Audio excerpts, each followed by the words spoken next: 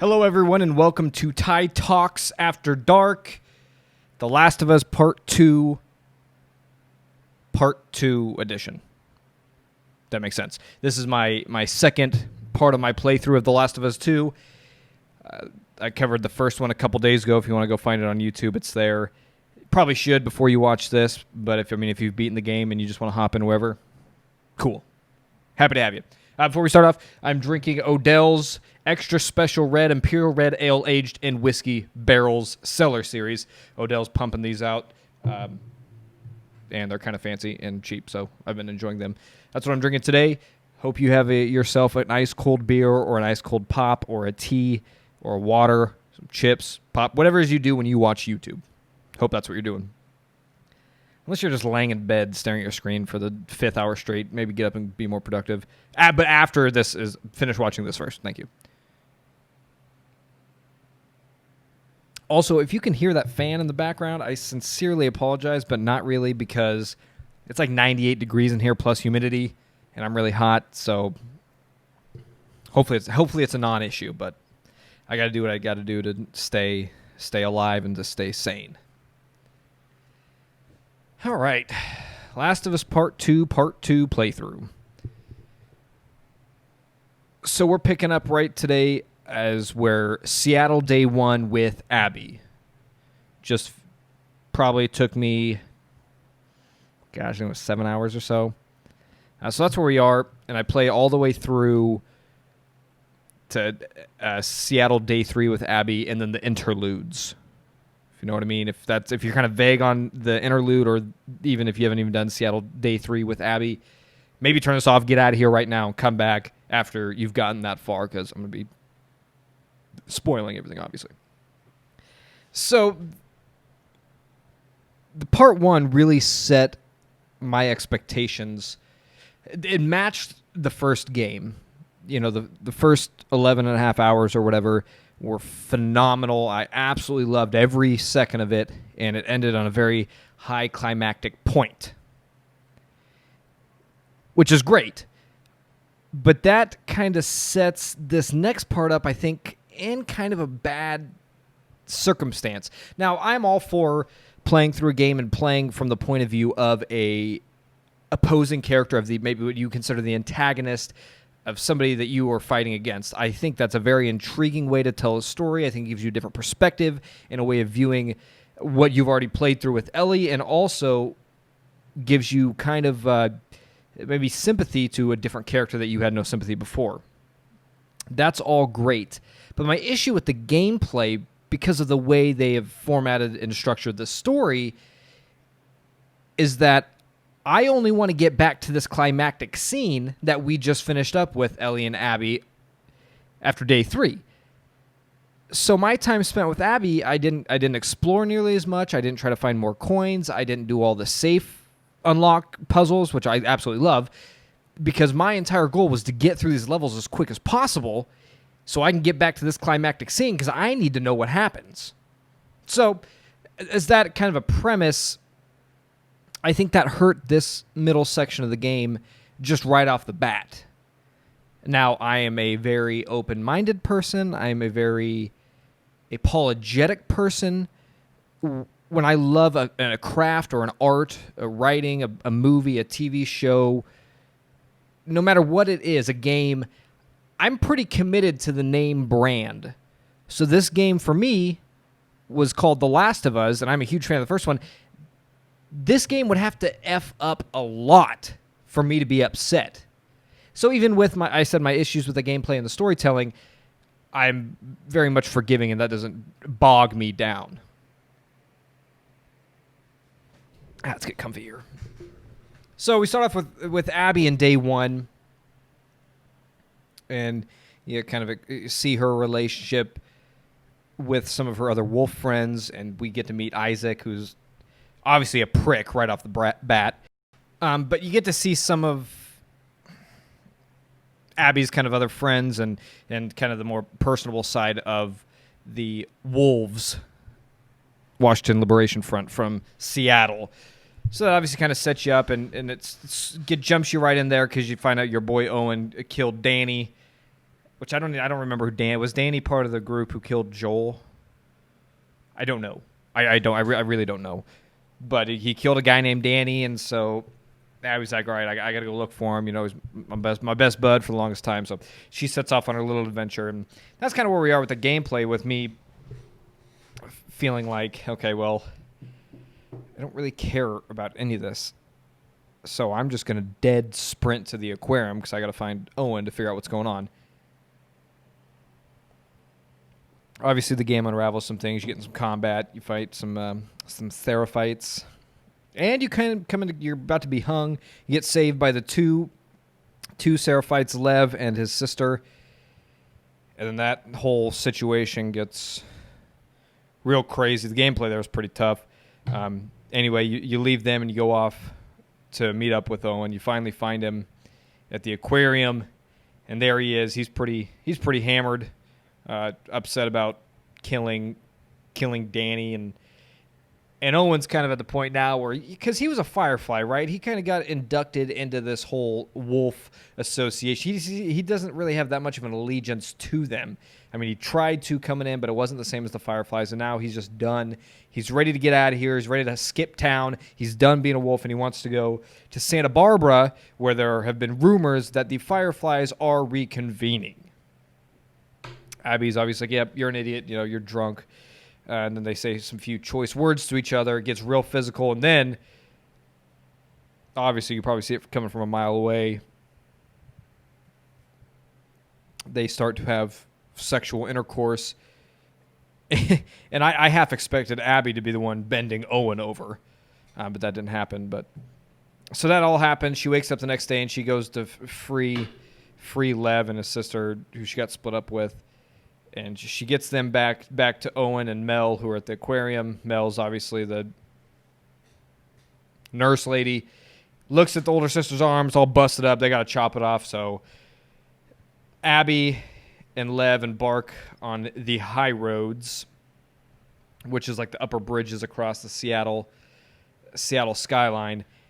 And I thought this part was really cool because Abby was terrified of heights. So if you were ever playing as her and you look down, like you got some, like the way they moved out the camera, and it's like you got some serious vertigo. I thought that was fun and terrifying all at the same time, because as I was standing way up on that bridge looking down, I'm like, oh, my legs are kind of queasy. Huge credit to the graphics department there.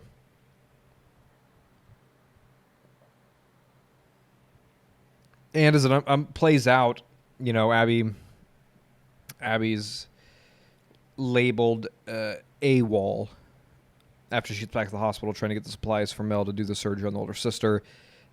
They're like, all right, Isaac wants you cuffed up. We're shipping out, you know, because you're AWOL, whatever. And Nora comes and save her. That's Nora's last big hoorah before we all know that Ellie's coming to bash her skull in. So thanks, Nora, for saving Abby, I guess. So at this point, you know, that's, what are we, about halfway through day 2 at that point. Like I said, there's probably a lot more I could go into at this point, but it's just, there wasn't enough there for me, you know? Like, I do like, we'll get to that in a minute. We'll kind of cover up the recap here first. Anyway, her and Lev escape, get back to the aquarium, they do the surgery, zippity-doo-dah, everything's great. Where are we at now? So that's day 2. And they get back to the aquarium, do the surgery. That's all good. All right. So now we're kind of discovering, through that we discovered a little bit more about Lev. He used to be a girl, whatever, wanted to be a boy. And that's why he's outcasted from the Seraphites because of that relationship over there. You know, she wanted to be a warrior like her sister, and they wanted her to be some wife to an elder, which I've done the same thing in that situation. So she shaved her head, and now she goes by Lev and all that stuff. So that's all neat and dandy. And now we get to, after that happens, you know, they start And I think that was kind of cool that those two Seraphites, obviously being on the flip side of the coin, kind of conjoined with Owen and Mel and the dog, and they wanted to leave to go to Santa Barbara together. And they're like, okay, yeah. And I think that that's a good representation of the war between the Seraphites and the Wolves, as it's these two mongrel, power-hungry people who are kind of up top just wanting to destroy each other for all the land and whatnot. And then you get all these people, you see the people on the inside, and they're just like, we don't want to fight anymore. We're exhausted. You know, for years, for our entire lives, we had to fight for survival, and now we're being forced to fight against other humans while there's infected out there. And so it was kind of neat to see both of them kind of agree on that. But then obviously Lev gets pissed off because he has a real close relationship with his mom and wants to go make amends with her, and he takes off in the boat. So obviously Abby's about to go. Mel calls out Abby and like, hey, you know, you banged my man. Like, you're a bitch. Nobody likes you. Fuck off and die, pretty much. And then Owen's like, okay, I'll go with you, Abby. And then she's like, you just stay here. Just stop. I'll do this.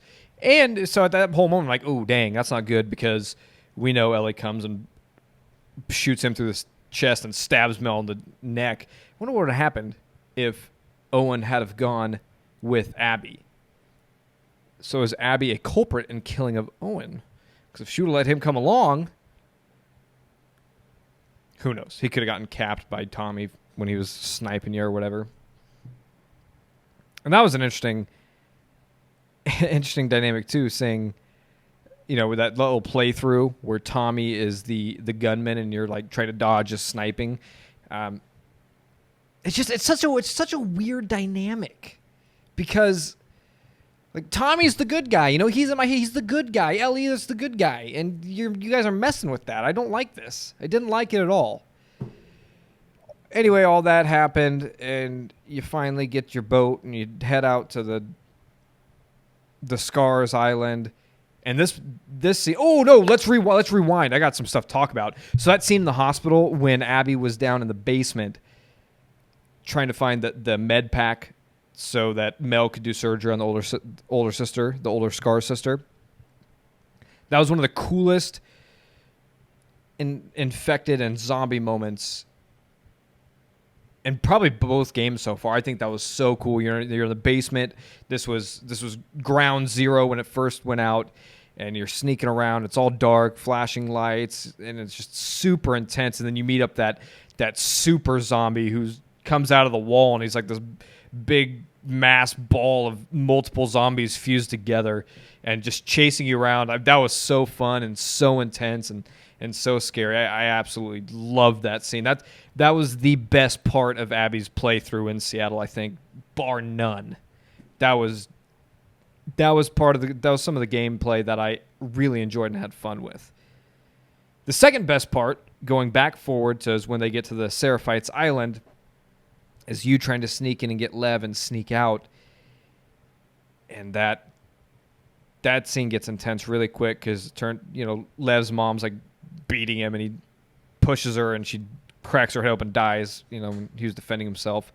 So that's already like, oh, okay, things got personal here. Let's get the hell out. And then as you're escaping, that's when the wolves are attacking their island. They're doing their big invasion, so to speak. And immediately the older sister gets blasted. And then Isaac pulls a gun on Abby because she's protecting Lev. And he's like, no, I'll shoot you. I don't care.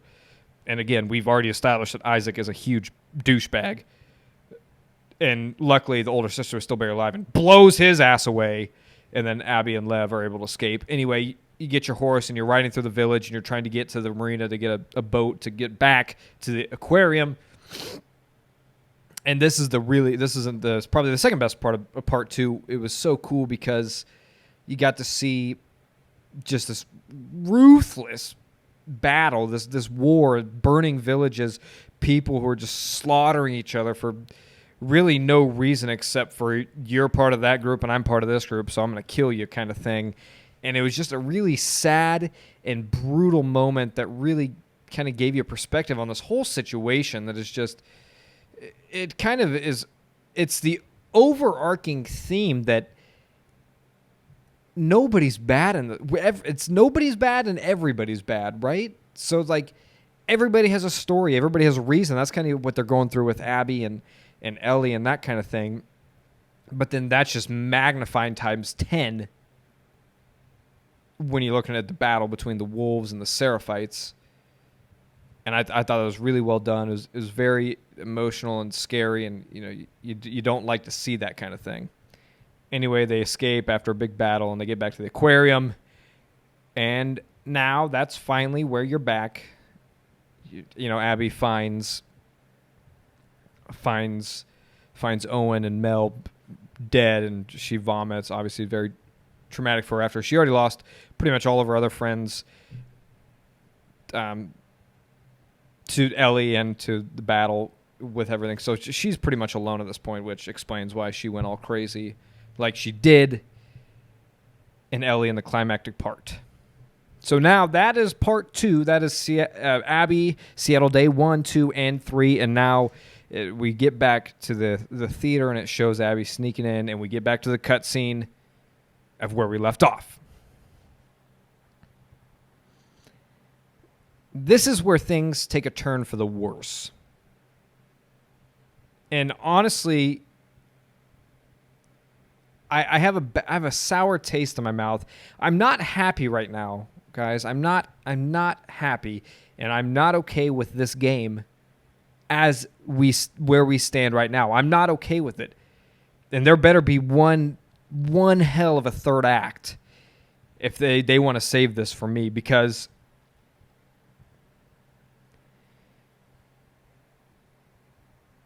okay, so I kind of covered this in last week's episode. I absolutely love Ellie. Ellie is one of my favorite game characters of all time. I love Ellie. Ellie is why I bought this game, because her face was on the cover. This was her story after what happened. I am big on that, okay? That is why I bought this game. I love Ellie, even though she probably couldn't reciprocate the feelings to me. But that's okay. I would love her anyway. And I want to play as Ellie. I can't. And when you put me in the situation where it's her versus Abby, and you have me playing as Abby, that pisses me off. I'm serious. When I got in there and I found out I was playing as Abby, I put the controller down and I let Ellie blow my brains out. And it was like, oh nope, you actually have to sneak up on her and fight her. I'm like, what the fuck is this? This is not what I signed up for. This is not what I want. And I seriously, I knew that was the case, but I let Ellie kill me like 4 times just on purpose. I just stood there and let her blow me away. Because like this is not fun for me anymore. This is not, and maybe that's me being nitpicky. I don't know. Please let me know if you feel the same way. I don't know if this is just me, but it was just this is not why I'm playing this game. Like, it's cool. It was cool seeing Abby's side of things. Her whole little Seattle Day 1, 2, and 3. It felt like a spinoff to me, right? It's like a downloadable content. This is what was going on. That's what it felt like to me. And I'm okay with that. If they're going to have that in the game, that's fine. I'm not going to like it as much, but hey, that's fine. It's an interesting storytelling tool. It's a different way of looking at things, and I'm all for that. But when you put me up against Ellie as this other character that I honestly really don't care about. Abby's nice. Yeah, I like her. Cool. But if you're going to put me up against Ellie, no. Every time, I can't get behind that. So then I had to reluctantly play through this, what you'd call maybe a boss battle, where you're trying to sneak up on Ellie. And the whole time, I was so angry. I was so mad the whole time. And I finally got her. And then you know what happens there, dude. She just beats the ever-living shit out of Ellie because her arms are fucking this huge. And it's like, what's that? Ellie kid doesn't stand a chance in close combat? Like, let me play as Ellie so I'll stay back and cap her ass. It just really bothers me. So obviously that happens. And then Lev shoots Dina through the shoulder. And I go, dude, she's about to die. That was a pretty emotional scene because, like, Abby was about to kill Dina. And Ellie's like, she's pregnant. And Dina's like, or Abby's like, good. Because you did that to Mel.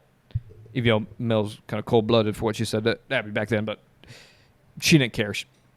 But then Lev kind of reeled her back in, like, hey, Abby, this is not right. Everything we've been through, things that you've gone through to save me, you're better than this. And so Abby goes, yep, you're right, that's it. Gets up and is like, okay, Ellie, don't let me see you here again. Peace out. And then leaves. I mean, for a moment, I thought that was the end of the game. It went black, and then we'll get to the interlude here in a sec. But that went black, and I'm just sitting here just like, okay, if this is the end of the game, I'm going to be writing an email. I'm going to be making a Twitter post. I'm going to ask for a refund on my game. The list was scrolling through my head, and I knew it was too short. It wasn't going to happen, but it now leaves me at the point.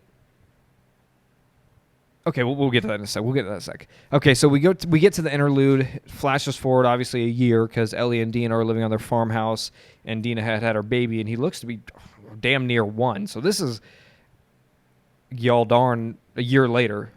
And they're living their happy life and working on the farm, and then you get to see Ellie's flashbacks, which I thought was really well done, like the shovel tipping over, and then it flashing Joel's dying face in front of you. That was kind of freaky. Like, oh, damn. And then we see that, and you're like, oh, Ellie's having a hard time coping with all this. And then Tommy comes over to the house, and like, hey, I traded with somebody, and they heard about this Abby chick in California, and here's a lead. And Ellie and Dean are like, dude, we're done with that, man. We're done.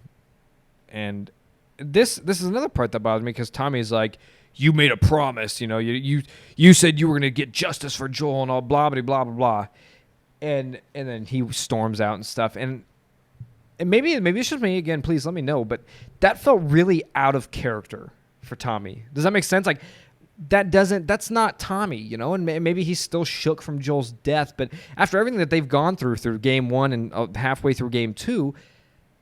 I honestly can't see Tommy doing that.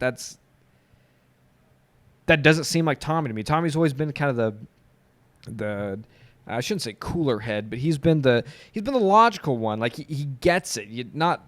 Stuff's not gonna always. I mean, this isn't a revenge tour that he was going on. Not at all. Well, I mean, it kind of was, but he's not like that where he'll lose sight of everything and then blame Ellie. That just. It was so out of character for me, and I hated that.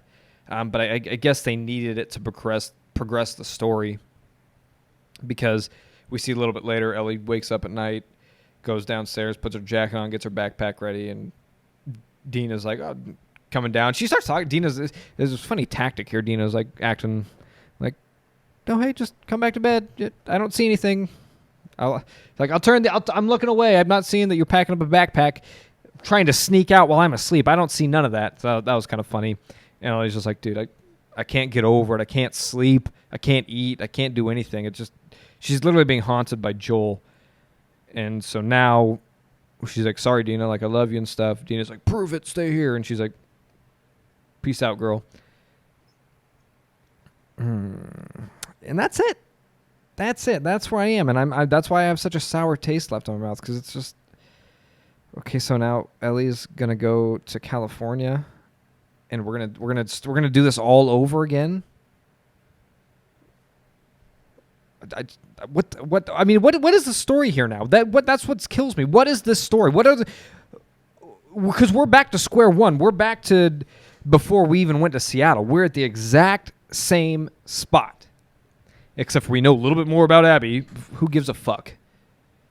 So I'm very, very confused as to the direction of this game and the writing, because what is the point now? Honestly, like I said, this is as far as I am, so I'm not anything past this.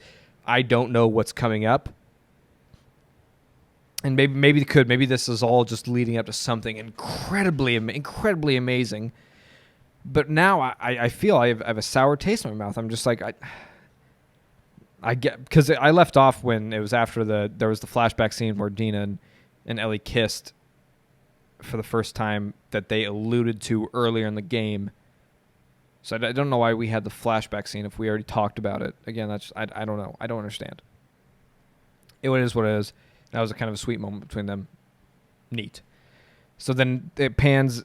You go back. It shows you in California. Now you're back to playing as Abby and Lev in fucking California.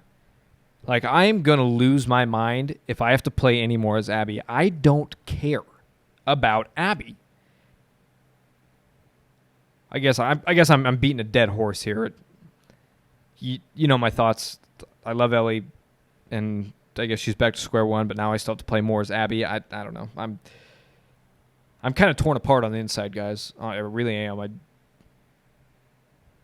But I'm going to go play the game immediately after this. You know, I can't not play it, especially because now I need to know what happens, and I need to get back into Ellie's shoes, and I need to go kill Abby. That's all I care about. I don't care. I played all 3 days as Abby. I still want her dead more than ever. I would much rather have Joel alive than her. And now that Joel's gone, well, somebody needs to be punished for that. So that's the hard thing, because you look at the first game and everything, the whole game was building up to the end. Because your goal from very early on was to get Ellie to the Fireflies because she is immune, so you can make a vaccination or an immunity or whatever it is, that you can make that and save the world. That was set up from the beginning, and it played. Obviously, there are things that happened in between, but that played out all the way to the end, and that is what made the end so damn powerful. And now I don't know. I'm assuming I'm halfway or 2/3 of the way through the game, and I don't know what the story is anymore. I don't know what I'm doing or why I'm doing anything. I guess I'm gonna maybe play as Ellie to try to get over some PTSD, and then I'm gonna play as Abby to maybe try to find the Fireflies. You know, you lost me. I'm out. But I'm not out because I'm going to keep playing. But inside, that's how I'm feeling. I'm feeling upset. I'm feeling used. I'm feeling abused. And yeah, that's that. Whew. Sorry, that was a solid 10-minute rant. Bitch. That was a lot of bitching. I apologize if you watched that. Because that was all just me just bitching about everything that happened. So yeah, good stuff. But I'm not out on the game yet. Let's make that clear, because I don't think I made that clear. Not out on the game yet. I'm still going to play it, and I still believe there is possible redemption for the story. So that's it. Thanks for watching, guys. Appreciate it. I will be back, depending on how long it takes me to finish the game. It could be anywhere from 1 day to 3 days, if I had to guess.